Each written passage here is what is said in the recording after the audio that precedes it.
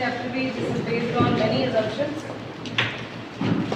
Before that हमने ये जो टर्म है एग्रीगेट डिमांड, डिमांड वर्ड को बड़ी जगह स्टडी कर लिया।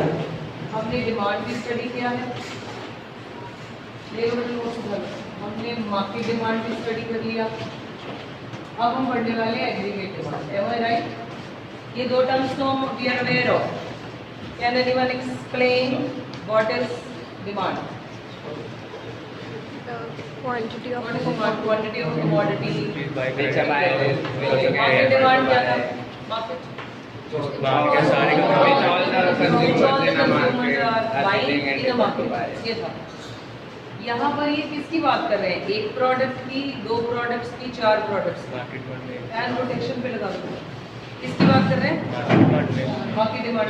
एक प्रोडक्ट की। Remember the major difference between market demand and aggregate demand, क्योंकि ये टर्म एग्रीगेट नहीं है, ये तो इंडिविजुअल डिमांड है। हम कंपेयर कर रहे हैं, एग्रीगेट वर्ड का मतलब summation.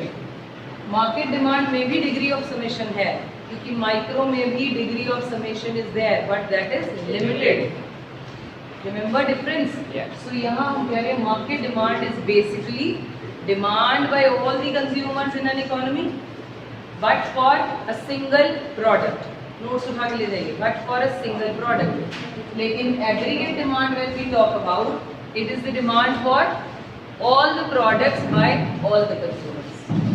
So the major difference between these two is, यहाँ सिर्फ this is precise to one commodity, and here we are talking about all the commodities in the country. कोई ट्रबल? नोट्स का second question देखिए जरा।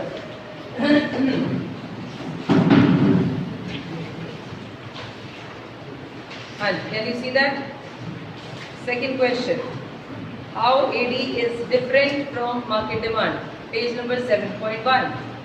AD is total demand for all goods and services. Circle कर लो, all goods in the entire economy, whereas market demand is the total demand for, circle क्या करना है? One commodity. शुरू वाले page में चेंज कर दो इसको, मैं दे दूँ करके बुकलेट में प्रॉब्लम। हाँ जी, so for one commodity in the market, मिल गया सबको? Second question we read just now. अब what do we mean by aggregate demand? Let's understand. Aggregate demand की स्टडी कैसे, क्या पर्पस होता होगा? जब ये दिवाली आने वाली है, आपके हिसाब से सामान अभी बनेगा, दिवाली आने पे बनेगा या बन चुका होगा या बन चुका होगा? आई थिंक बन चुका होगा। वो किस बेसिस पे बनाया होगा? पिछले साल की, हाँ ऑफ कोर्स कुछ बेस तो होगा, पिछले साल के बेस को रख के स्टडी किया होगा। नोट्स ले जाइए, स्टडी किया होगा और उस बेसिस पर ये एस्टिमेशंस लगाए होंगे कि अगले साल दिवाली में कितना सामान बिकने वाला है, क्योंकि ये फैक्टर्स बीच में आए थे। इतनी इनकम इफेक्ट हुई थी। अगर कोई नेचुरल क्लैमिटी, बेटे नोट्स लेके जाइए साथ साथ, अगर कोई नेचुरल क्लैमिटी आई थी तो that will also, that must affect all these things. मेरी बात सुन रहे हैं आप? So it means aggregate demand check हो गई होगी, उसके बेसिस पर सामान बन चुका होगा। Got it? पेरिशेबल गुड्स जो हैं, sweets, they may be in the process, लेकिन if we talk about the gift items और we talk about the non perishable goods, वो तो बन चुकी होंगी। क्लियर?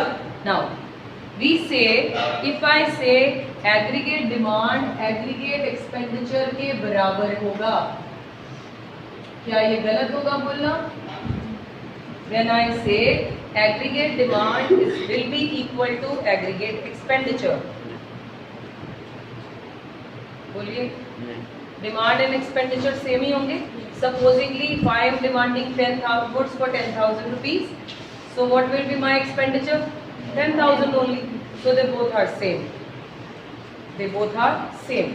On this basis, अब मैं इसका एग्रीगेट एक्सपेंडिचर का फॉर्मूला थोड़ा रिकॉल करती हूँ नेशनल इनकम से। Okay,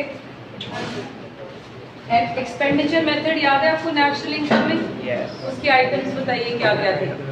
private final consumption expenditure, private final consumption expenditure, government government final consumption expenditure. मैं उसके आइडेंटिटीज लिख देते हैं, सी से इसको डिनोट कर दिया, जी से इसको। और domestic capital form, capital formation means investment, ठीक है, okay. And net export, export minus import, इसको लिया हमने export, X second letter, import m second letter. So I made a identity of this formula. It says C plus I plus G plus X minus M. C shows consumption, I shows investment which is capital formation, G is aggregated as government consumption expenditure and export minus import is net export. So हमने बोला aggregate demand aggregate expenditure के बराबर है, तो aggregate demand इस identity के भी बराबर है। Any problem? नहीं।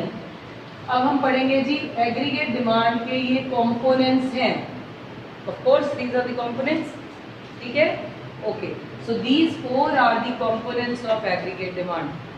Now the question, third question, ऊपर मीनिंग था, what do you mean by aggregate demand? First question, it refers to the total value of final goods and services which all the sectors of an economy are planning to buy at a given level of income during a period of an accounting year.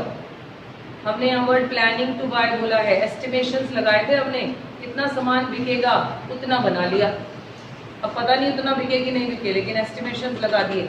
हम सारी studies जो ये करते हैं ये सब plannings हैं, estimations हैं, ओके। फिर एक्चुअल क्या होते हैं, उनसे कंपैरिजन कैसे होता है, वो फिर आगे स्टडी करेंगे।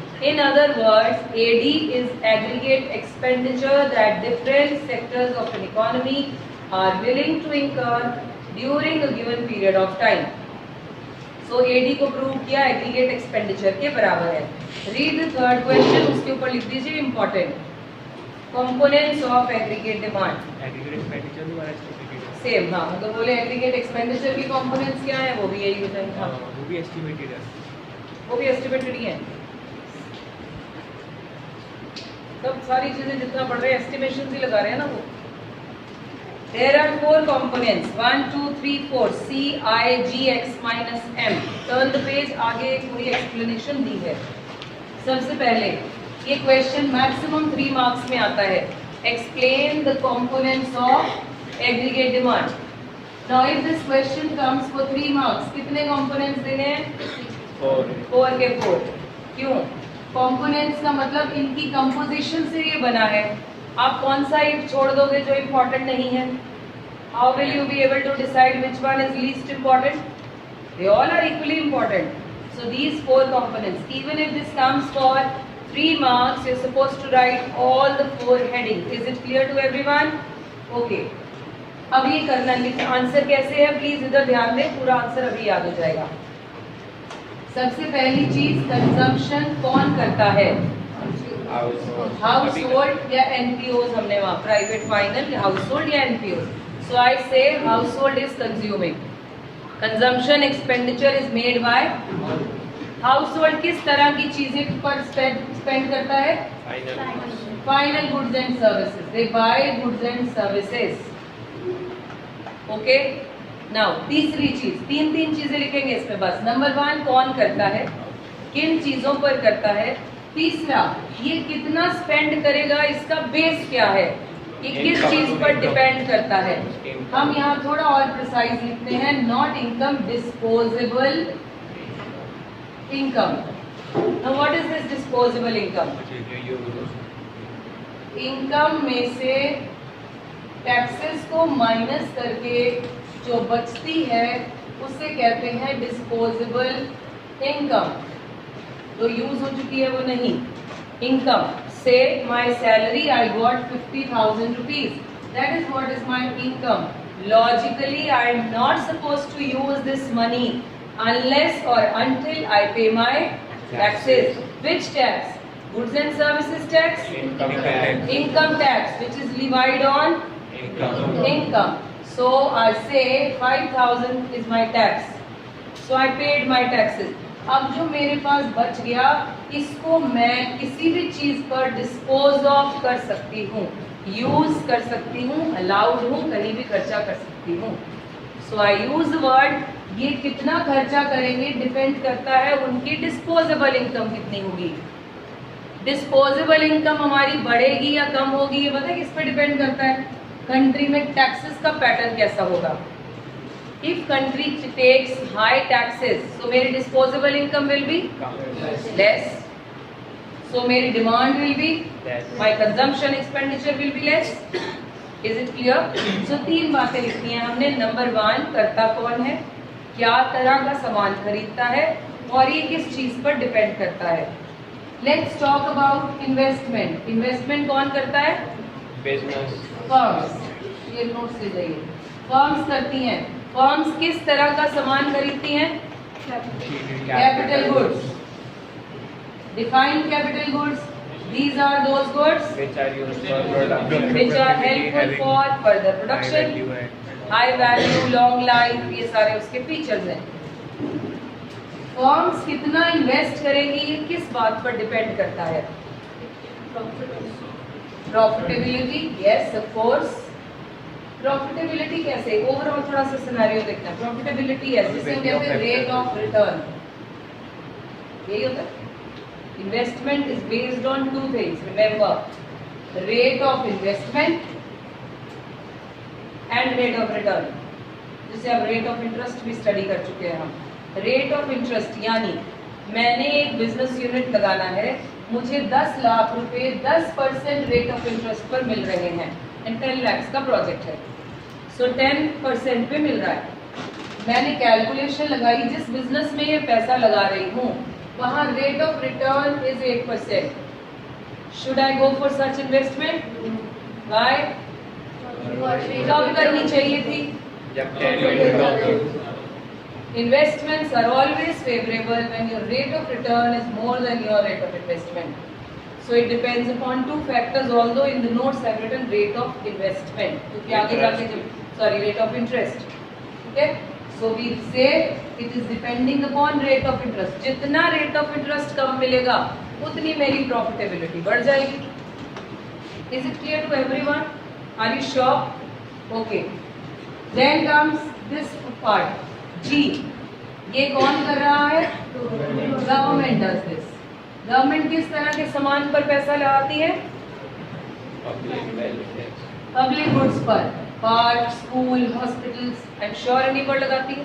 गवर्नमेंट इन चीजों पर कितना पैसा लगाएगी ये किस बात पर डिपेंड करेगा? टैक्सेस पर। एक बात सुनिए, जब हम बजट चैप्टर पढ़ेंगे ना, इंडिविजुअल का बजट और गवर्नमेंट के बजट में एक मेजर डिफरेंस सुनो। हमारा घर का बजट कैसे होता है? इनकम को बेस रख के, इनकम सामने रख ली, से 50,000 इज द इनकम, इसमें से एक्सपेंडिचर नोट किया जाता है, that's the individuals budget. Government का बजट पता है कैसे होता है? पहले एक्सपेंडिचर लिस्ट डाउन होते हैं, देखा जी इतना खर्चा, से 1 करोड़ का खर्चा है, फिर आइडिया लगाते हैं इसकी इनकम कहाँ से लानी है। Is it clear? क्योंकि इनकी प्रायर इनकम कुछ नहीं है, इन्होंने तो ये इनकम इकट्ठी करनी है because they wanted to make this expenditure. तभी आपने अभी जो बोला वो रेलिवेंट नहीं हुआ। क्या बोला था अभी भी नहीं? क्या था? किस पे डिपेंड करता है? गवर्नमेंट के टैक्सेस कितने हैं? गवर्नमेंट ने डिसाइड कर लिया पब्लिक गुड्स पे करना है, टैक्सेस उस रिलेशन में इकट्ठे कर लिए जाएंगे, नहीं मिलेंगे तो बोरो होंगे, लेकिन खर्चा तो करना है। सो एक्सपेंडिचर इज ऑन प्रायोरिटी। जब बजट पढ़ेंगे समझ लेंगे दोनों में मेजर डिफरेंस क्या है। सो पहले वो लिस्ट डाउन करते हैं कंट्री ग्रोथ में ये चीजें होनी है, अब इसके लिए पैसा इकट्ठा करना है। इंटरनली थ्रू टैक्सेस हो जाए well and good, otherwise borrowings तो है ही। Got it? नाउ ये किस पर डिपेंड करता है? गवर्नमेंट की पॉलिसीज कैसी हैं, उनके प्लान्स कैसे हैं। If they really wanted to do some infrastructural development in the country, they will spend money on these goods. If their policy says it is not so on priority, so they leave. Clear? 3 बातें हो चुकी हैं हमारे यहाँ। क्या क्या किया?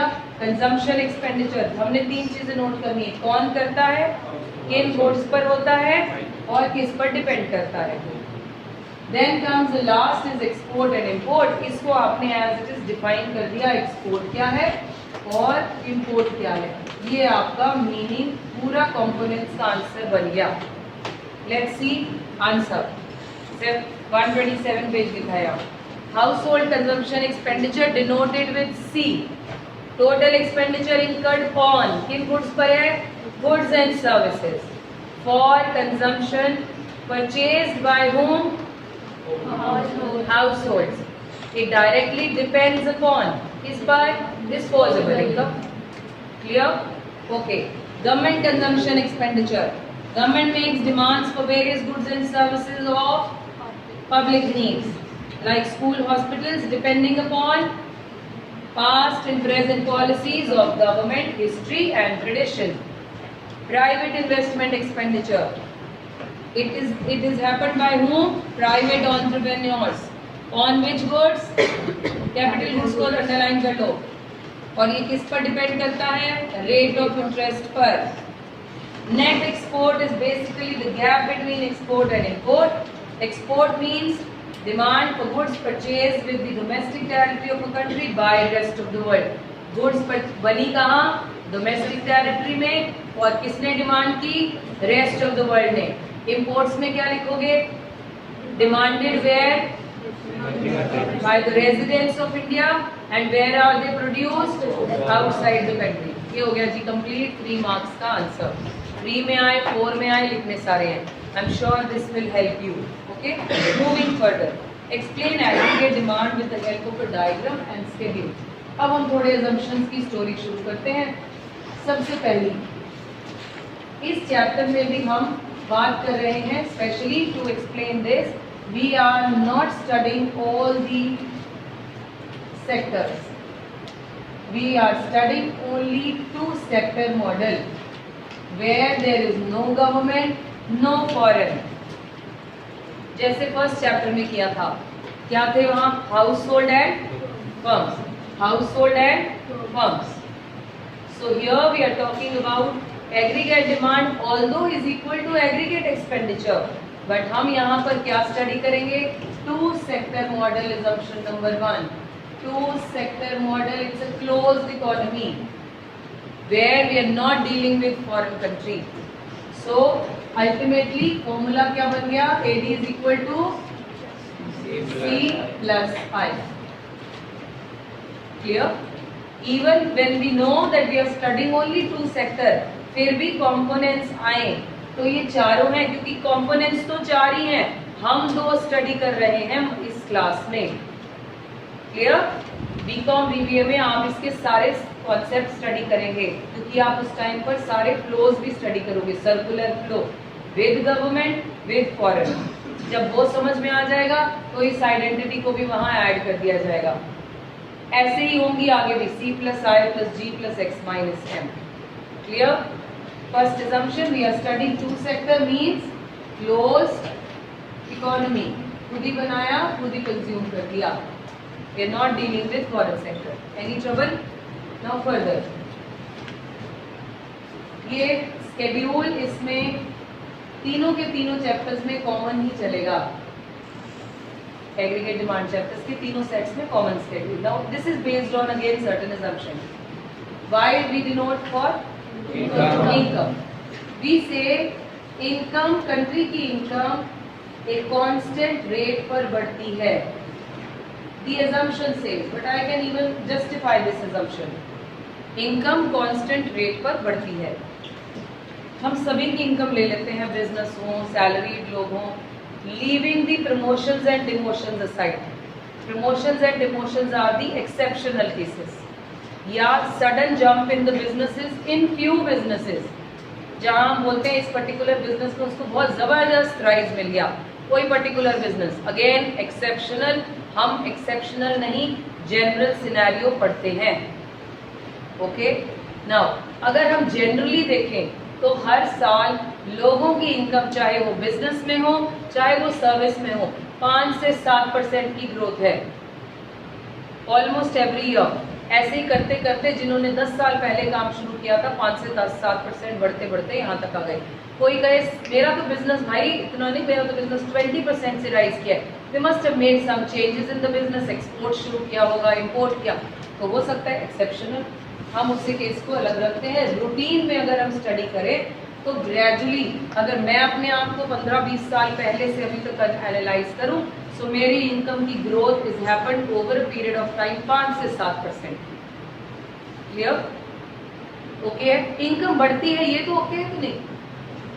हमारे घर पे पूछिए आप अपने पेरेंट्स से, when they started their career तो उनका कितने से सैलरी थी या कितना उनका बिजनेस का प्रॉफिट था, अब वो कितना हो गया?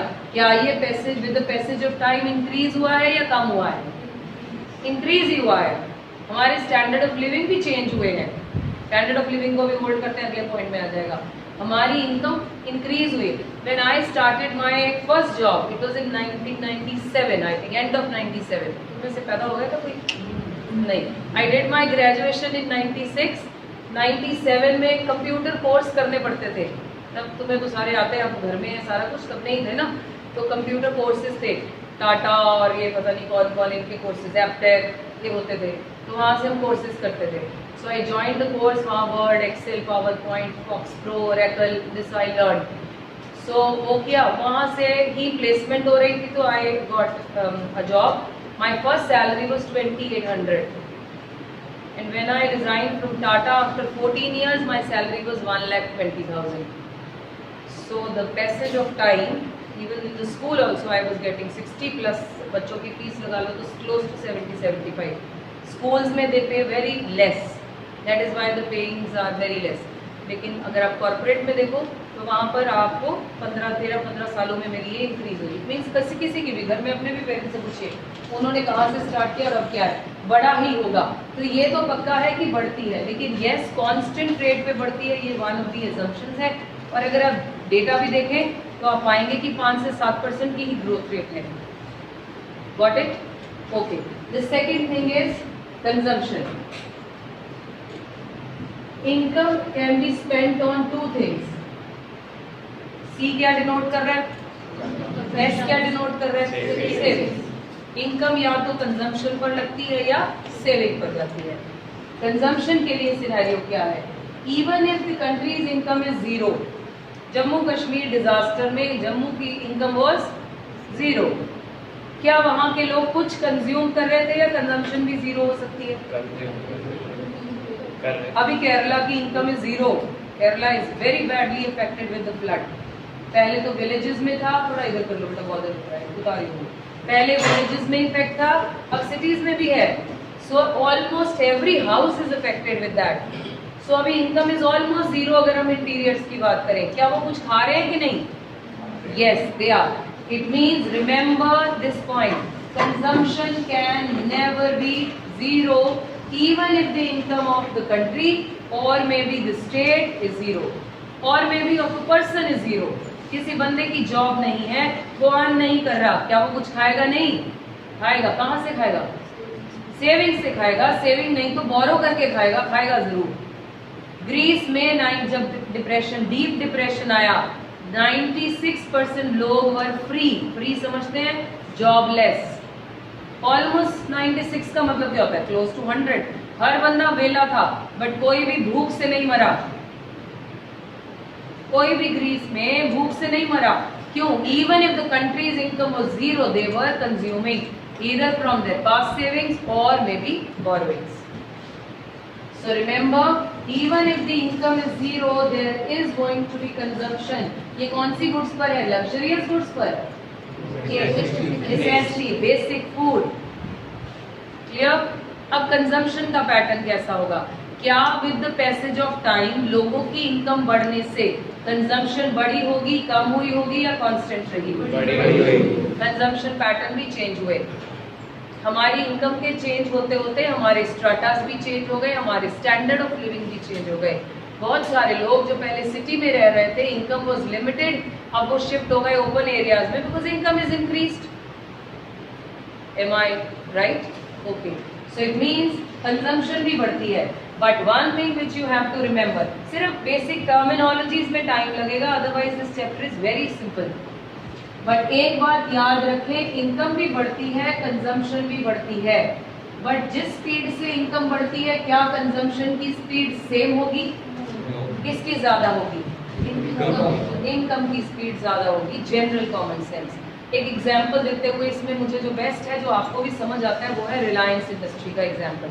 अंबानी इसकी फैमिली में, ओके, उनका इनकम का इफेक्ट क्या चल रहा है? Multiplier effect, it is increasing every day, ठीक है, मिलियंस में ही बढ़ती है ईयर में उनकी इनकम। उनके घर का खर्चा भी बढ़ रहा है, consumption is also increasing, pattern of consumption is change. वो 3-4 बंदों के लिए उन्होंने 40 स्टोरी बिल्डिंग बनाई है, कंजम्पशन इज ऑल्सो चेंज।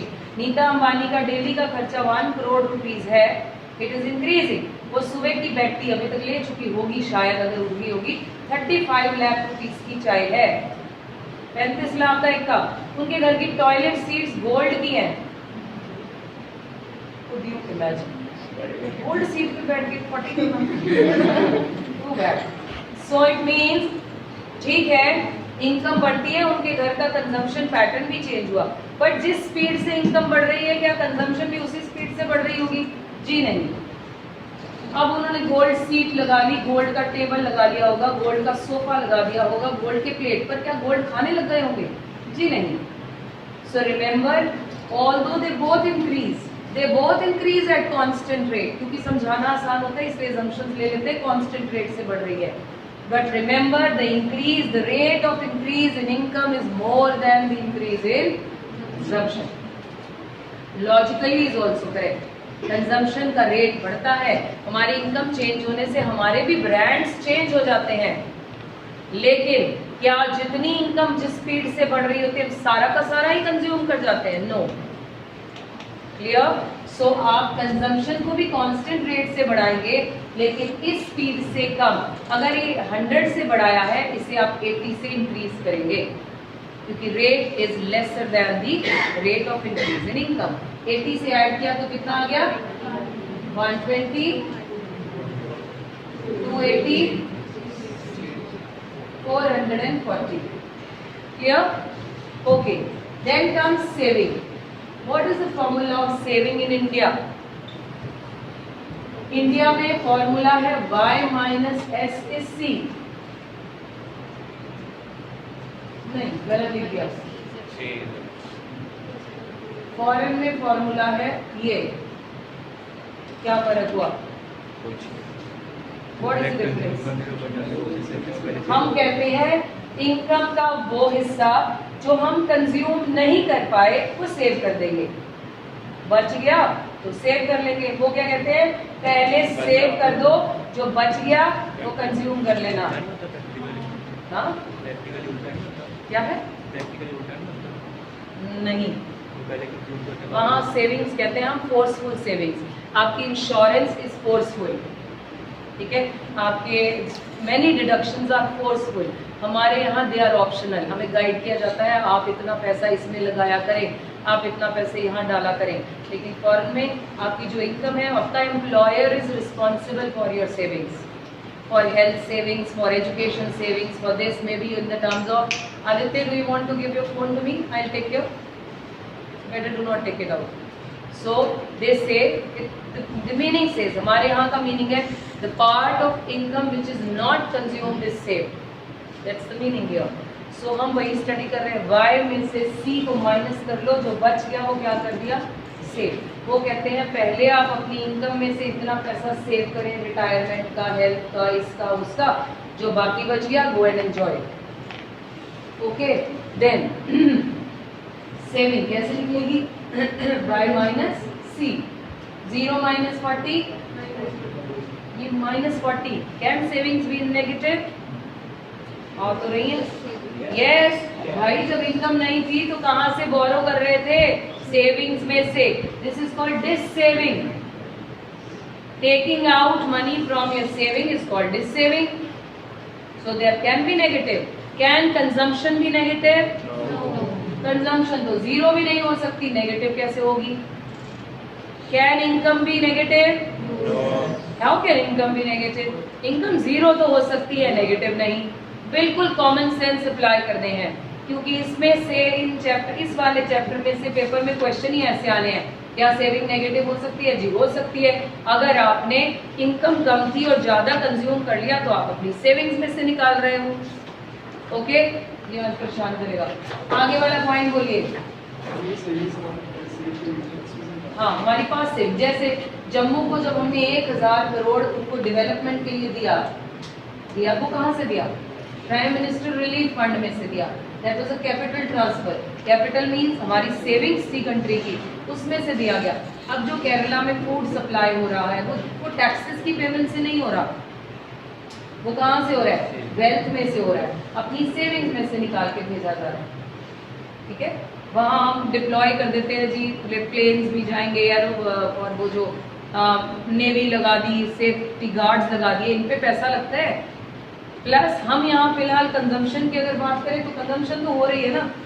जब भी कभी कहीं डिजास्टर हो, मैंने I witness myself in Uttarakhand, जैसे ही डिजास्टर हुआ लोग अटके हुए हैं, वहाँ अभी बचाने का काम तो शुरू हो ही गया था। सबसे पहला काम उन्हें खाना सप्लाई करो। ऊपर से कपड़े नहीं गिरते, ऊपर से दवाइयाँ नहीं फेंकते, वो पानी और खाना फेंकते हैं हेलीकॉप्टर से। पानी और खाना, it means the food is important. Consumption of basic need वो तो टेक केयर होती है, वो कंट्री कहाँ से करती है? सेविंग्स में से। अब इंडिविजुअली अपने ऊपर ले लीजिए, जब हमारी इनकम नहीं है या कम है, हमारा कंजम्पशन तो है ना, कंजम्पशन तो डे बाय डे इंक्रीज हो रही है। So what do? We use our savings which is called dissavings. What will be the next number?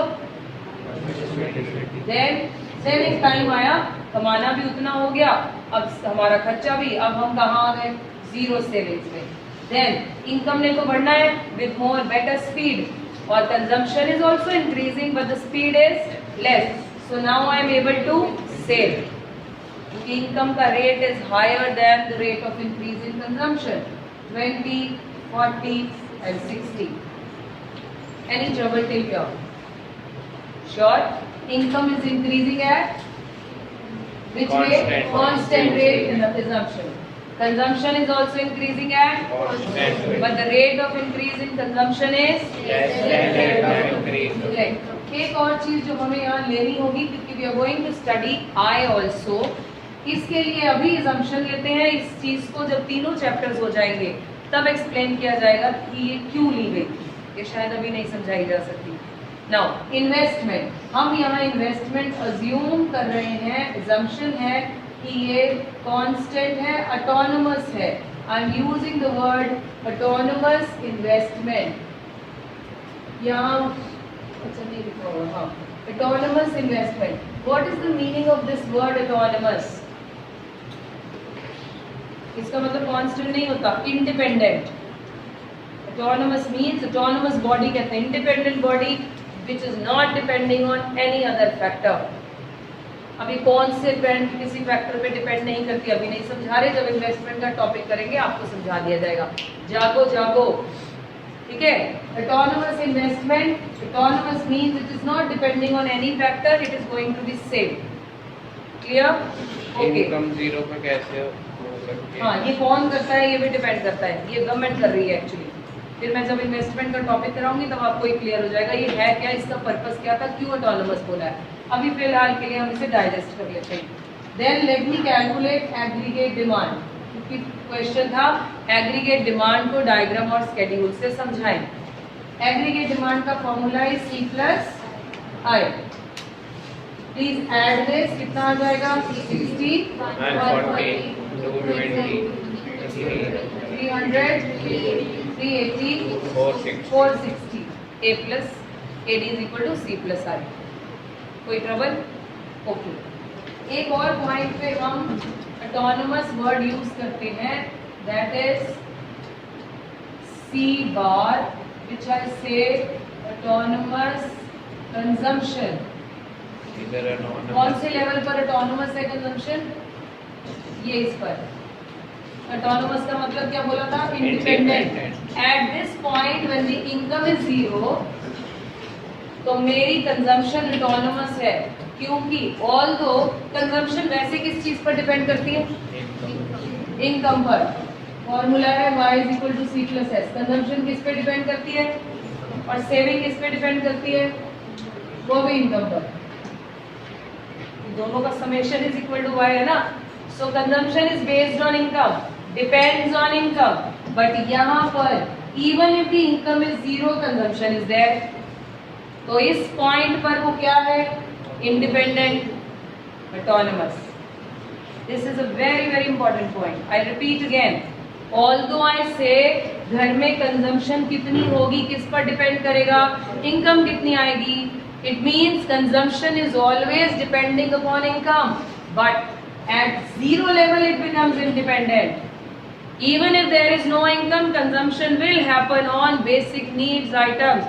So at zero level of income, it is called C bar, autonomous consumption.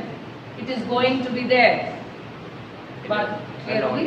हाँ, यहाँ किसी ने, ये मैंने किसी दूसरे बच्चे के नोट्स में मंगाए थे, उसने मेरी ओरिजिनल कॉपी नहीं, यहाँ लिखा है anonymous consumption, उन्होंने चेंज कर लिया। anonymous में स्पेलिंग कुत्ते से लिखे, कहाँ लिखा है बता देते हैं पहले। अब हम इसका डायग्राम स्टडी करते हैं बेटा। इधर देखिए, इसका डायग्राम आपको ज़्यादा टाइम नहीं लगेगा समझने में, क्योंकि हमने ऐसा कुछ पहले किया है।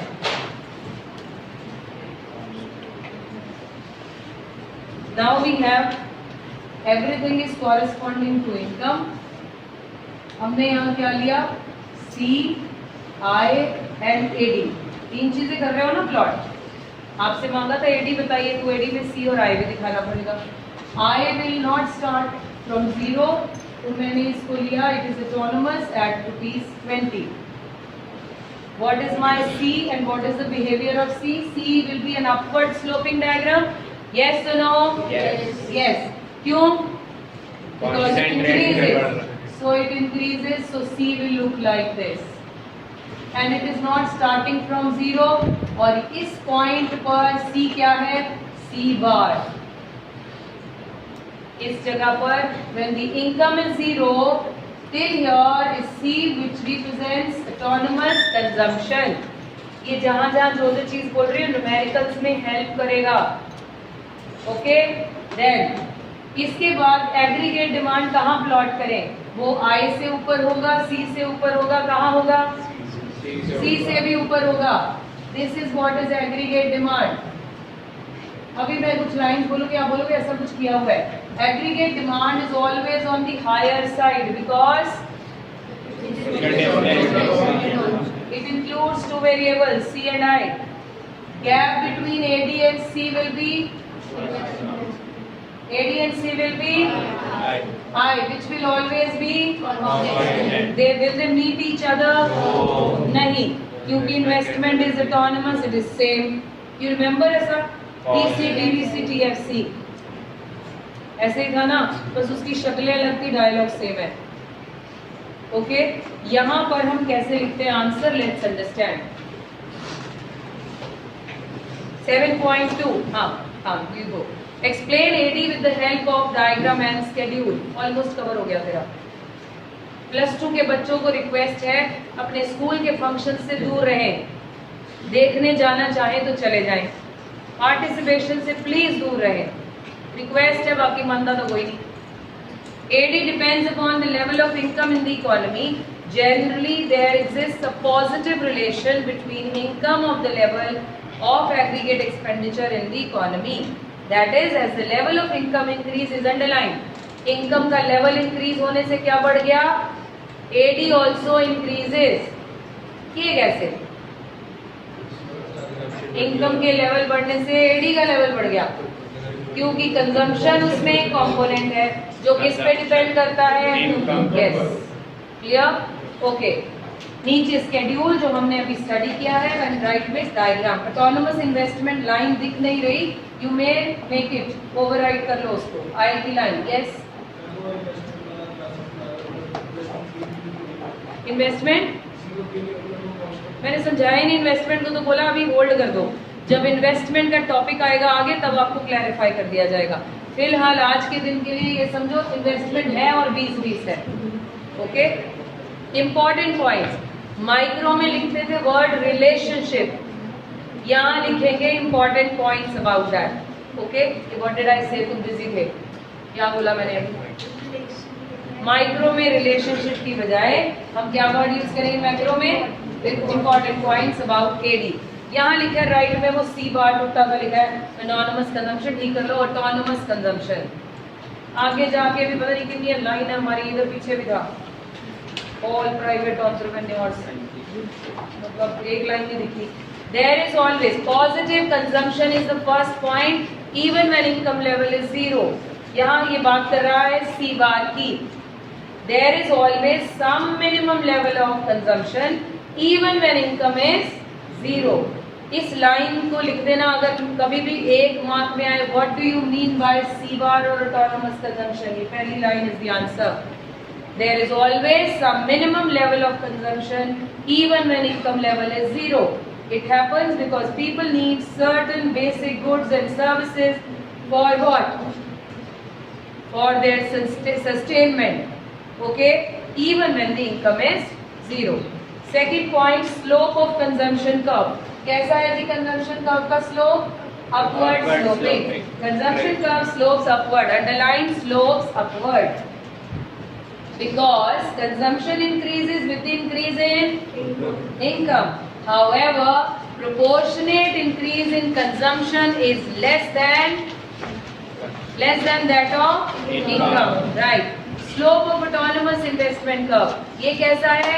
Parallel to x-axis, autonomous है। AD का स्लोप कैसा है? Positive, which shows that AD भी फिर किस पे डिपेंड कर गया? इनकम पर, which shows that when income increases, AD also increases. Any trouble till here? I'm sure नहीं। Okay, आप अभी टाइम कितना बताइए, फिर नहीं तो अगला क्वेश्चन स्टार्ट करेंगे। 50 पे हो गया। Oh wow, I never knew that. हाँ जी, अगला टॉपिक है एग्रीगेट सप्लाई, इसको हटा दें। ओके, छोटा सा टॉपिक है, लेट्स क्विकली अंडरस्टैंड। कल के timings will be no Sunday से 2 घंटे की क्लास है लगी। हाँ जी, नौश जब सारी पढ़ाई हो जाएगी फिर थोड़ी आपको बुला के पढ़ाया जाएगा, फिर कहोगे मैम बोर हो रही है क्लास में। मंडे ट्यूसडे छुट्टी करता। एग्रीगेट सप्लाई क्या कहे? मंडे ट्यूसडे छुट्टी करता। वेडनेसडे की भी ले लो, ठीक है। आपको टेस्ट सीरीज भेज दी गई है, I am sure you referred that. जहाँ जहाँ जरूरत लग रही थी वहाँ छुट्टी भी दे दी गई ताकि थोड़ा सा प्यारी ढंग से कर ले। शाम का test is mandatory to give, mandatory for those who wanted to perform, बस। So there is no other question. कुछ लोग पूछ रहे थे शाम को आना जरूरी है, पढ़ाना तो आपने है नहीं तो क्या हम आए? सो आप देखते आपको नंबर कितने चाहिए। एग्रीगेट सप्लाई, ये थोड़ा समझने में मुश्किल काम है बट इतना भी नहीं। मैंने लिखा एग्रीगेट सप्लाई हमेशा नेशनल इनकम के बराबर होगी। बताओ वो कैसे?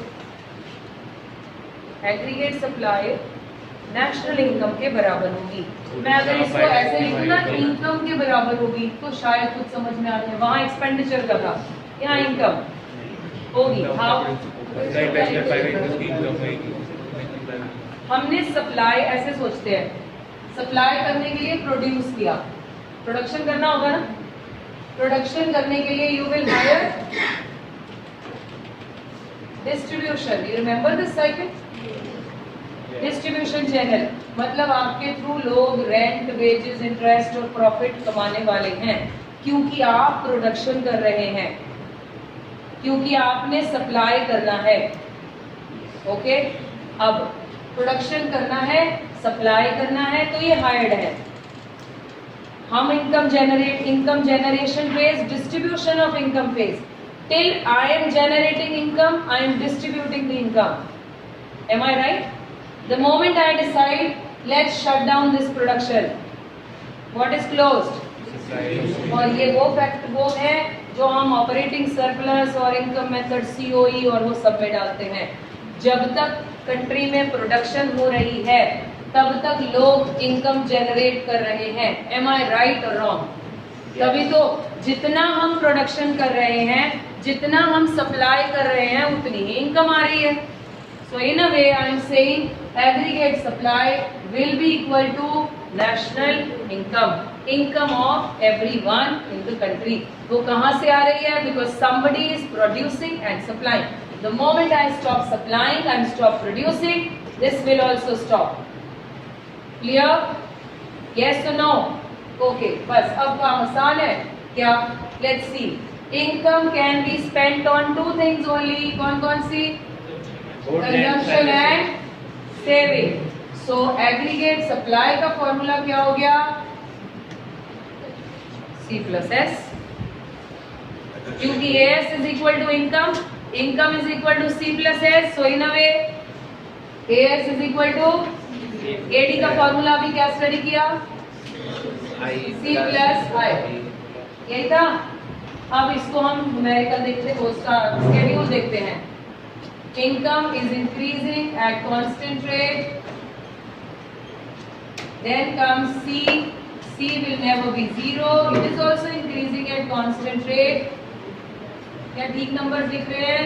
Yes. Please do check. Then I need saving, which is minus 40. Savings can be negative when Income is zero. income is less than consumption. Income is less than consumption, तब भी savings होती है। Then comes C plus S.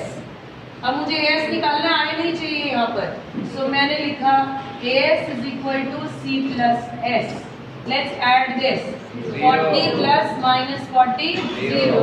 120 plus minus 120 100.